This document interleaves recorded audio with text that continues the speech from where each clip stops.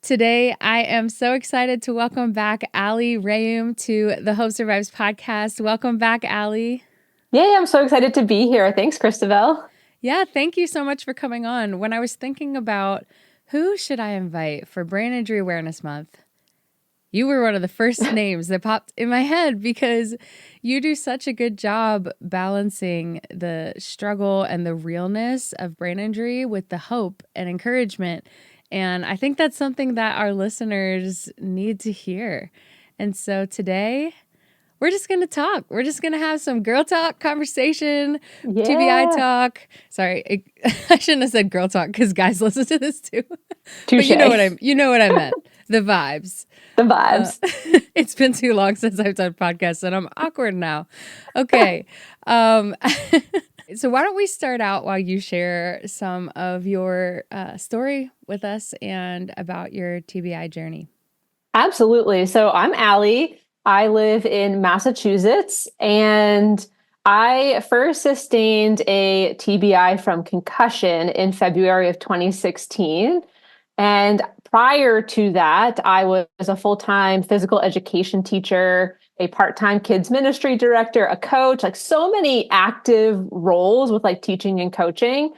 And then after sustaining that TBI, I was a completely different person. I was unable to do any of those jobs. I instead was it was replaced with brain fog and challenged decision making and headaches and vision changes, balance changes, all of those things, the whole slew of symptoms. So I stayed out of work for the end of that school year. I attempted to start the next school year teaching. However, by it was December of 2016, I accidentally sustained another TBI, another concussion, and then unfortunately had a medication reaction from some of the medications that were being tried to help me with symptoms. And I ended up in the hospital at a 10% functioning level from that whole perfect storm. So from that point forward, I was in and out of inpatient rehab care, home care, hospitals, ERs, and was went from being nonverbal and unable to walk, talk, or do anything myself to where I am today, 8 years later. It's been quite a journey for you. Oh, yeah. Yeah. So, what was some of the initial rehab process like, and what symptoms do you still live with today? Well, initially, all the rehab and symptom management stuff was pretty obviously reactive, right? So it was sort of like I wake up this day, what am I dealing with today? Is it a headache? Is it losing my balance and working on having strategies at home to navigate that stuff? But I've done a lot, and I mean a lot of physical therapy, some occupational therapy, a lot of speech therapy for more the cognitive rehab piece. And then I've worked with functional medicine practitioners, a chiropractor. I've really done like a huge laundry list of different modalities. And then today, now at this point, the things that I still navigate are fatigue, but I also navigate other medical conditions. Some of them were really brought out by the concussion that I didn't know that I have, and then some were brand new. So something actually like narcolepsy. So the fatigue sometimes can be like, oh, I cognitively feel tired and my brain needs a break. But then other times it's actually narcolepsy kicking in and it's physical fatigue and I just fall asleep. So that's a big one. And just energy management overall, having to really pace myself and choose what I do in a day. And then the other big one that I'm still working on is vestibular related. So that is all the balance, proprioception, and even reaction time type of things. Thanks for sharing, Allie. So, you mentioned energy management. And one of the things that I love about you is you are very intentional with your coping strategies and intentional with how you communicate them to other people. Allie has a really great Instagram account where she talks a lot about coping strategies and things like that. So, what would you say are your top coping strategies that you use that could help others that are going through a similar journey? Mm. So I'm gonna say two, and one is what to do, and one is like a I learned what not to do. So the top one for me is communication. If there's one strategy in the world that I have found to be the most impactful and beneficial, it's first communicating with myself, which is listening to what my body's telling me, but not over focusing on it where that kind of messes with my mind and I think maybe I'm doing worse than I really am, right? So communicating with myself first, checking in with myself, recognizing what I need and what could be beneficial for me, and then communicating it with other people. Because I used to live a life where I felt like, oh, well, if someone wants to know, they can just ask, right? Or I expect friends and family to just know. And that I learned isn't really fair. And that didn't really work for me. So I had to start being honest and vulnerable and just say, hey, this is how I'm feeling right now. This is what I could use help with. And do it in a way that's also not demanding, right? We're still respectful. Like, if you could help me with this, here's how it could benefit me. So definitely communication. And then on the flip side, what I learned does not help is not communicating and pretending that everything's fine and isolating myself and saying like, oh, well, it's just not worth it because they don't get it. And no, like that didn't get me anywhere. So I definitely try to hone in on that communication.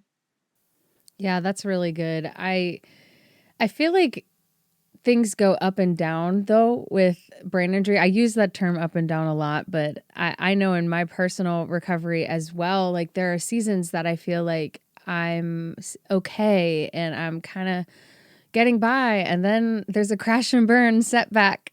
And then there's times that I feel like, oh, I think I actually might be doing really well. And then that's quickly followed by I push myself too hard and now I am on the ground. So you mentioned energy management before. Like I've heard you use the terms also planning and pacing. And can you talk a little bit about that process and how that helps to keep some consistency through life?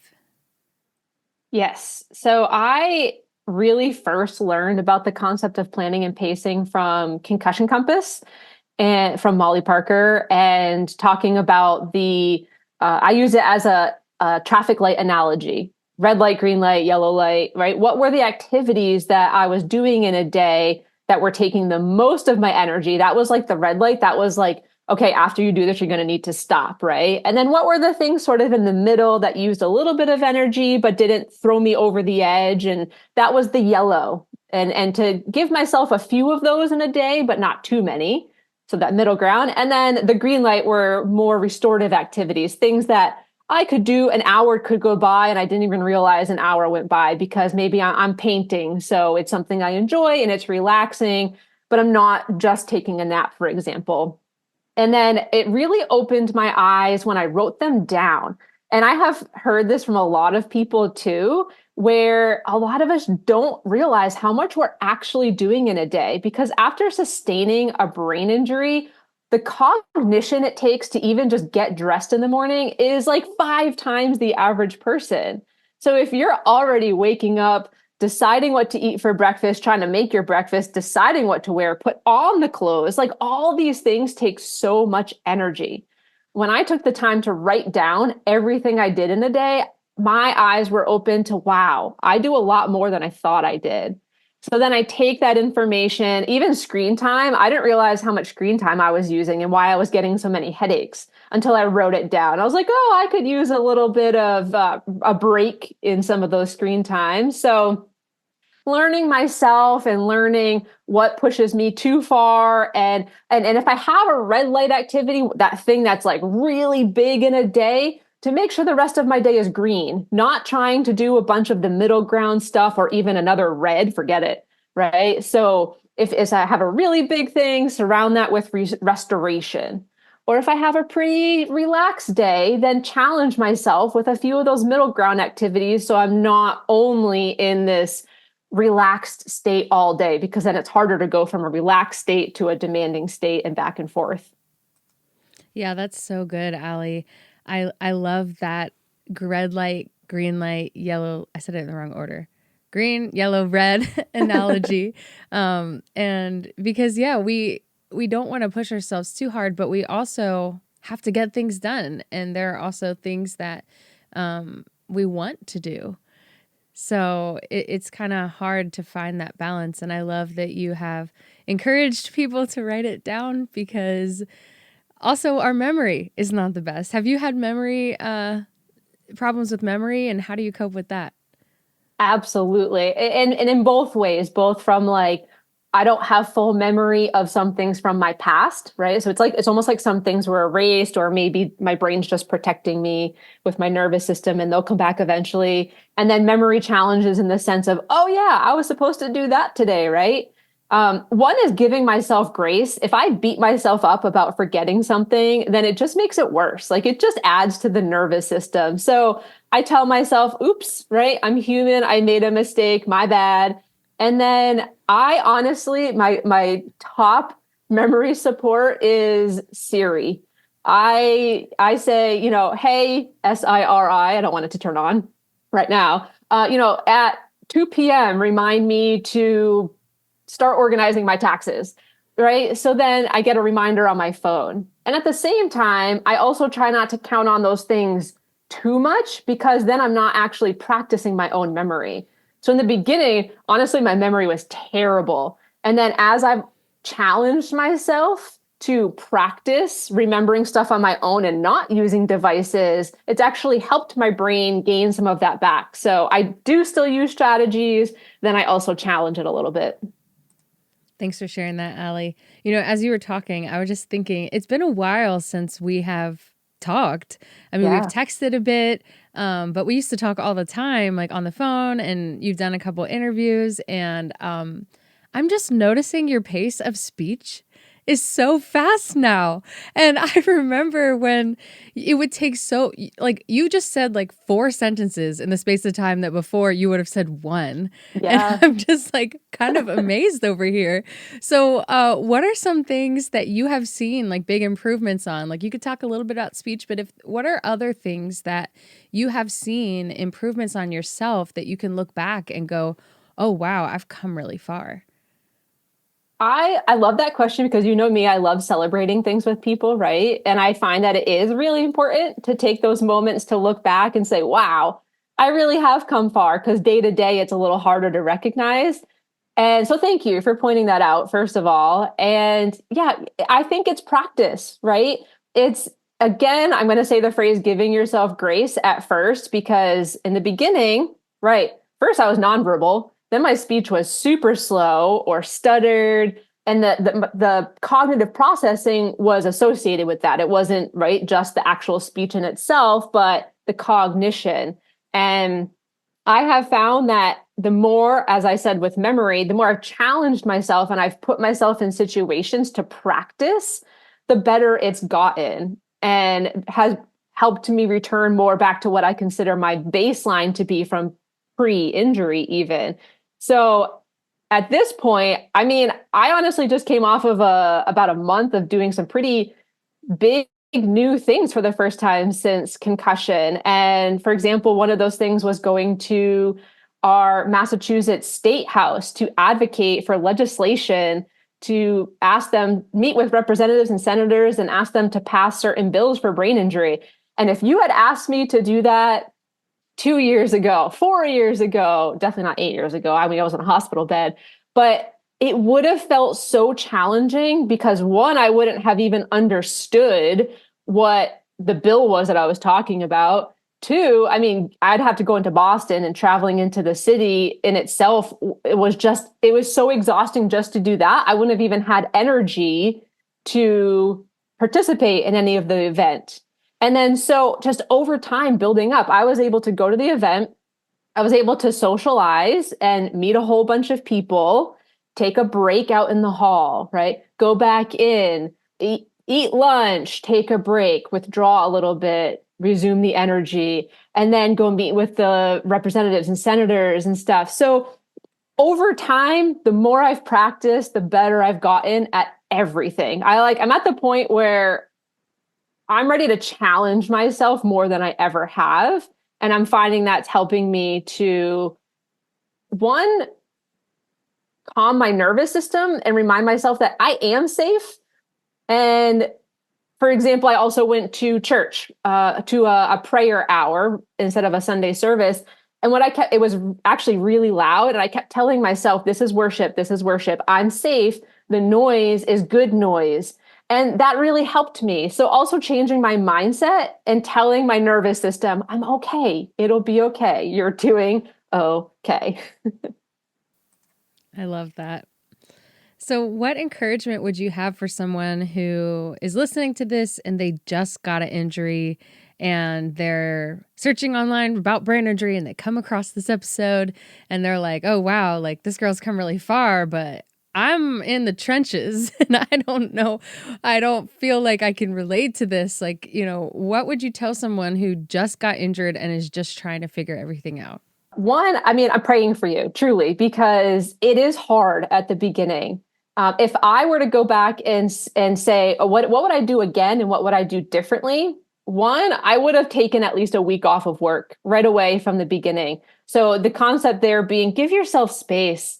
There's no human on this earth that you have to please and do anything for. What's most important is getting your own health back, because if you try to force yourself to go back to things before you feel ready to, then it's actually going to more negatively impact the recovery and potentially prolong it. And at the same time, it's also really important to, like I've been saying, sort of like dip your toes into testing things and challenging things, because we've learned from the new concussion consensus that has recently come out that it's not good to just sit at home in isolation with earplugs and a hat and sunglasses. Absolutely use those tools in the beginning with the mindset of, I'm going to gradually decrease these things, because it can be really hard to go from in the house, completely quiet, totally covered with whatever tools you're using, to going out into the real world to a doctor's appointment. That's a huge change of environment between those two things.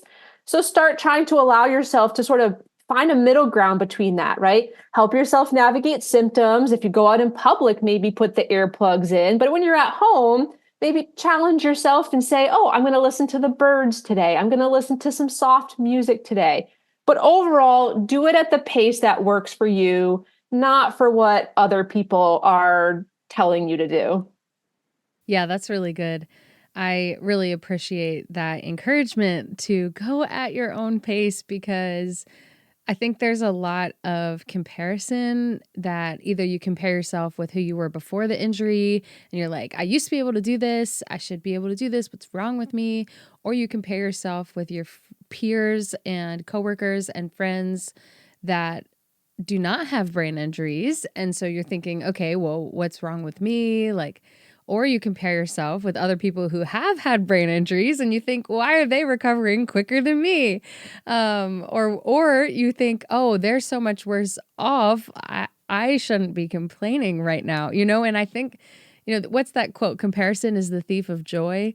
And so any one of those things is going to harm, I think, our mental health and our recovery, and realize that every brain injury is unique. So like one day at a time, your own pace, it's your recovery, it's your journey. And this also goes for caregivers and loved ones and family members. Like your loved one might not be recovering as quickly as you want them to be, but understanding that it's a journey and it's a one day at a time type thing. It is. And I actually, as you're saying that, Cristabelle, I remember for myself, when I first was able to go back on social media after sustaining the concussions and use my phone again, I came across your Instagram and Molly's. What yours and Molly's were like the two that really stood out to me. And I remember sitting there thinking to myself, oh my goodness, they've both sustained concussions. How on earth are they doing this? How are they creating content? How does Cristabelle have multiple accounts? Like, oh my gosh, I was thinking I could never do that. But I also had to remind myself, I have no clue what's going on behind the screen. And like Cristabelle and I are friends now, and I know more. That's like, she knows more about me. I know more about her. And I'm saying this for everyone listening, because you may look at either of our social media pages and think they've got it all together. this is so organized and they must be doing great. And honestly, we're doing way better than each of us were years ago. But it has taken us so much practice and time to get here. And you may see an Instagram post, I'll say for myself, go out at 4 p.m. one day, and it was actually scheduled by me a week ago. And actually, on the day it went out, I was laying in bed with a migraine. And I wasn't on my phone telling you that I was experiencing a migraine because my head hurt too much to even go on my phone. So to just remember, what you see isn't always everything. And it's not that anyone's trying to hide things. Like, our goal is to put things out there to support everyone. And we're not lying, we're not hiding anything. It's just the reality that if we were to put every single thing that we're experiencing out there, we'd be constantly posting. Oh, I feel a headache today. I feel exhausted today. So that comparison definitely is the thief of joy, like you said, and to keep that in mind as you're going through your journeys. Yeah, I love that. And I love that you mentioned the scheduling of posts and things like that. Because people go, how do you keep up your podcast and everything? And it was like, well, I would make them like months before. Like, I think the last one we did, like, we recorded like 6 months before it actually came out or something like that. Because it takes time, and I also had to take a break. And we're just coming back. So it's like I took over a year that I really could not, I couldn't do it all. Right. So it's like things also come in seasons, and realizing, I know faith is really important to you. And for me, faith is really important to me as well. And I had to like pray about it and say like, well, what am I putting on my plate and what is God giving me to do? Because if those things are not aligned, then I'm over stressing myself. And it could even be as simple as like, the Lord cares about all the little details. So it could even be like, I really feel like this laundry needs to be folded or this thing needs to be done, but it actually could wait till tomorrow. And I'm stressing myself out trying to think about this. Or it could be a bigger thing like a job thing or a ministry thing or something where it's like my podcast, for example, like I didn't want to stop it last year. Like I felt guilt and I stopped. I used to do live chats every Tuesday. I stopped doing those and I stopped doing the podcast around the same time because I couldn't handle it all. And I had to pray about it and realize, you know what? Like, I think this is something I'm putting on my plate. I spent 7 straight years doing videos every single week. It's okay to take some time to recover and work on my health and other areas of my life. And so I think there's some discernment that comes in with like, is this something that I'm forcing myself to try and do? Or is this something that the Lord has really given me to do today? And I love in the Lord's Prayer, give us this day our daily bread. Like, and Jesus also says in Matthew 6, like, do not worry about tomorrow, for tomorrow's enough for, today's enough for today, basically. Like, that God will take care of you, like, one day at a time. And I mean, that's something the Lord tells us. And so in my brain injury recovery, that has really helped me to do it one day at a time. So what aspect has your faith played into all of this? Well, I'm going to completely agree with everything that you said as well, because one of the hardest things for me was definitely letting go of the control and like not doing as many things as I used to. And I realized that all the roles that I was in before sustaining concussion, I loved all of them. So there was nothing wrong with it. However, I was totally digging myself in a hole. And I realized I was doing a lot of those things for other people, not for honoring what God's given me and giving him glory back. And so I shifted my mindset after concussion to how can I glorify God with everything I'm doing? And how can I use the gifts that he's given me and doing it for the greater good and for the kingdom and not for pleasing anyone or trying to climb up the ladder or because I want to feel wanted. That's been a big thing for me too. Like I live on my own and it's quiet here. I could be twiddling my thumbs one day, but just taking care of myself and walking through my neighborhood and smiling at my neighbors is purpose. And it's the purpose of loving others. And that really helped me to say, you know what? If that's what we've been commissioned to do is to love others as Jesus loves us, then I do have a purpose every single day. I can love people. I can love my neighbors. I can love myself. I can love a friend on a phone call. And that's enough. It's enough because that's what we're called to do. And then I would agree with you too in the faith component of letting go and also using discernment rather than just making decisions either based out of fear, like I don't want to do that because I feel fearful, but instead making decisions that are based out of peace. If I have peace about something, that's the way that I'm going.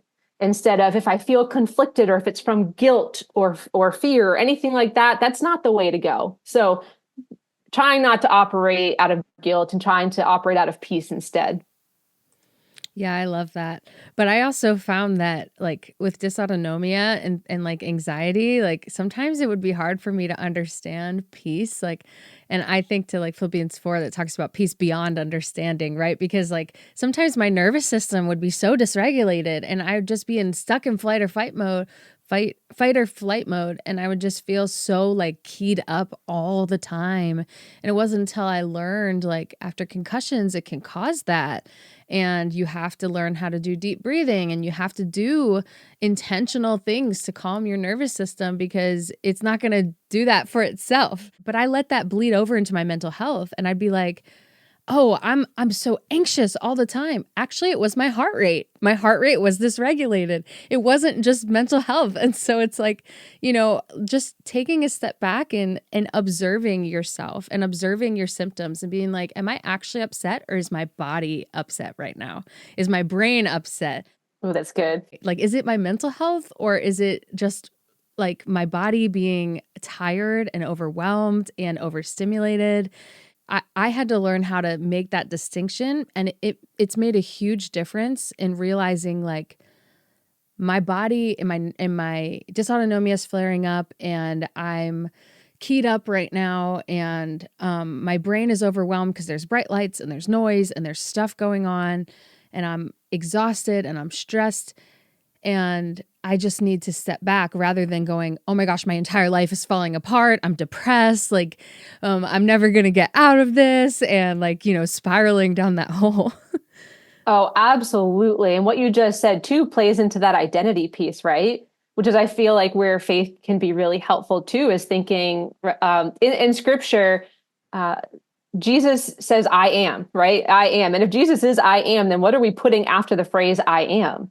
If we're walking around constantly saying, even, I am tired, I am anxious, I am depressed, I am any of those things, even though you may be feeling those things, it's not who you are. So trying to separate and say, I may feel tired right now, I may feel anxious right now, I may feel some depression, but that's not who I am. And I'm going to tackle that head on because I am so much more than that.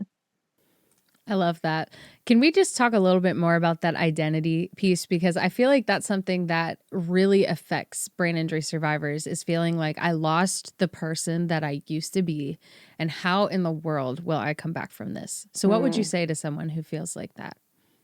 That's loaded. That's like a whole webinar. Because there's so many pieces to it. Let me say this first. Feeling that is so valid. I felt that. I think I've heard every single person that I've ever talked to after a concussion say that. So it's real. It is so real. And for myself in that journey, one, I had to allow myself to feel the feelings with it. When I tried to ignore them, then my body held on to it and it just created more symptoms. So one was to allow myself to like look at pictures of when I was a PE teacher and cry about them while I'm looking at them, or chat with a former student and be honest, like, oh, I miss this so much, and just having that support. And then the other thing that's really helped me with that piece is reminding myself, and so all of us, is that we're all born with natural gifts inside of us, right? So the things that you were doing in life prior to sustaining a concussion, you were most likely using those gifts in a certain way that worked for you at that time. And you still have those gifts. They're not taken away. You were born with them. So for me, for example, that would be being a teacher. God gave me that gift right from the start. I've known it my whole life. And while I was sad about not returning to being a PE teacher in an elementary school with 40 screaming kids in a gym, I've chosen to flip that and say, well, how can I be a teacher just in a new way? So now I say the world is my classroom. And how can I do that? Social media, speaking at conferences. So it is possible. It's just going to take some transition. And some people do return to the roles that they were in before. But a role and a job are both, again, different than your identity. What you get paid to do does not mean that's who you are at your core. So you're still there. You just need to find a new way to explore what that looks like. I love that.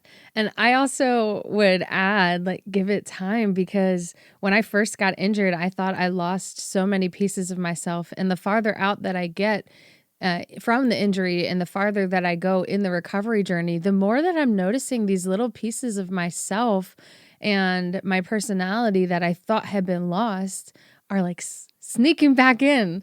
And so it really is a journey. And I love that advice and encouragement, Ali. You always hit the nail on the head.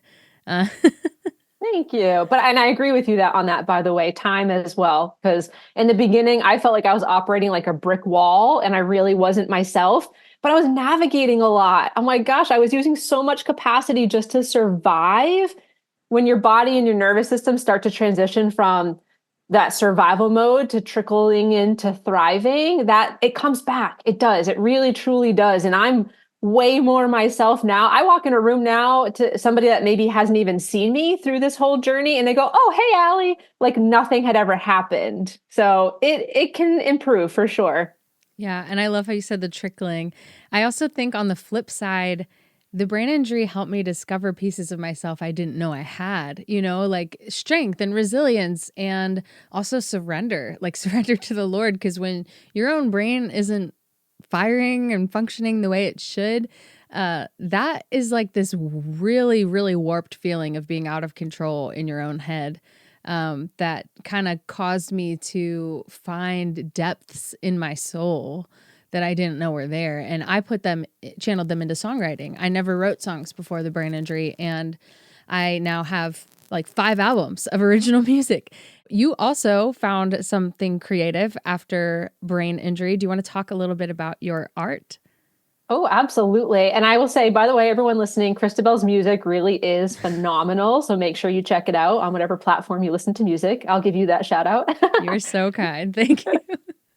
Yeah, so same thing happened to me where, as I've already explained, my life was very active before. And I was creative before, but in that active way, like choreographing for Zumba or creating lesson plans, making posters for the gym. And then after sustaining the injury, when I was at inpatient rehab, I was given watercolor pencils and I played around with them.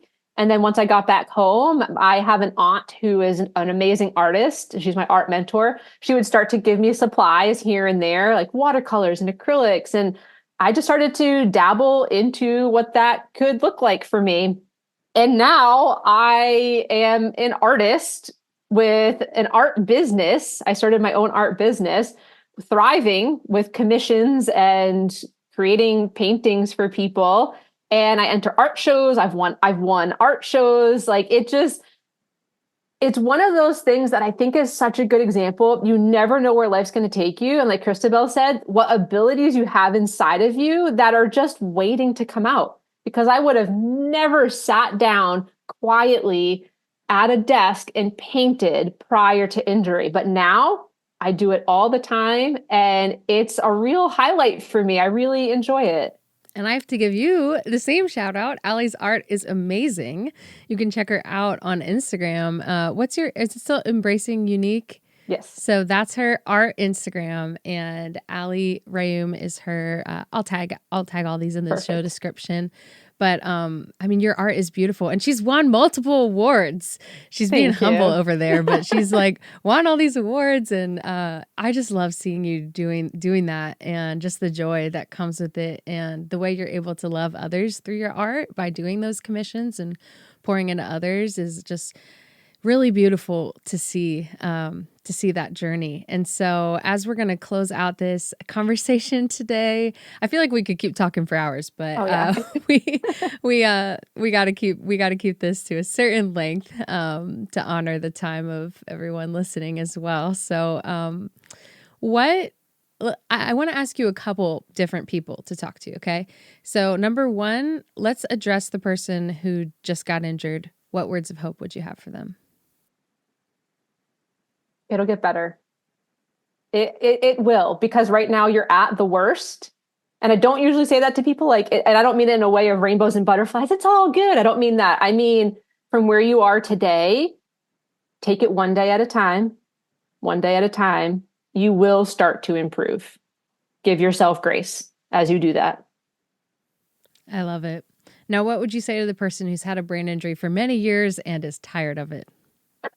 I hear you. Um, for someone who's been in it for a while and is kind of sick of the journey or not really sure where to go or feeling even stuck, maybe start to try new things. Start to practice going and doing things that may feel uncomfortable or scary to you, because you're at the point where I can guarantee you there's something inside of you that's ready for more. It just may feel a little scary while you're doing it. So keep practicing the mindset of that as well. Your feelings are valid, and to start to challenge yourself a little bit. I love that encouragement. Yes, step out of the little comfort zone Yeah. because you never know what your brain is actually capable of, and plan and pace, right? So Yes. it's like, was this red light? Was this yellow light? What's happening here? Observe yourself. Sorry, I just wanted to add that. Bring it back to what you said earlier. Okay, finally, what's your words of hope for a caregiver or a family member or a friend that's listening to this to try and help their loved one? Well, first, actually support yourself.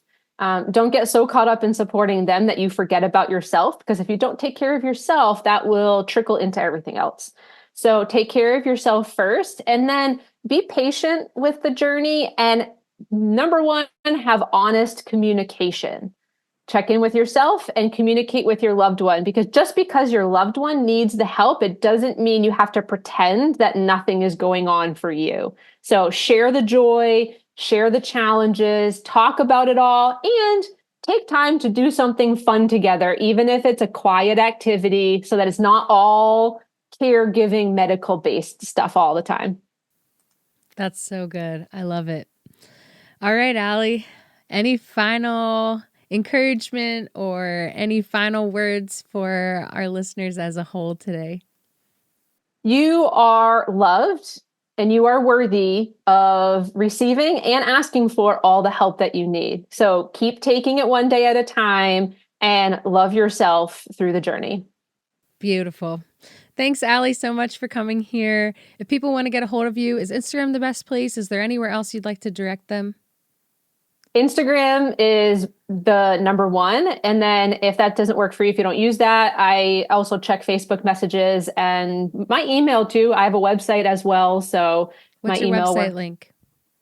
It's alirheaume.com. So I could share that with you, Yeah, and all of my contact is on there. perfect. We'll direct people there.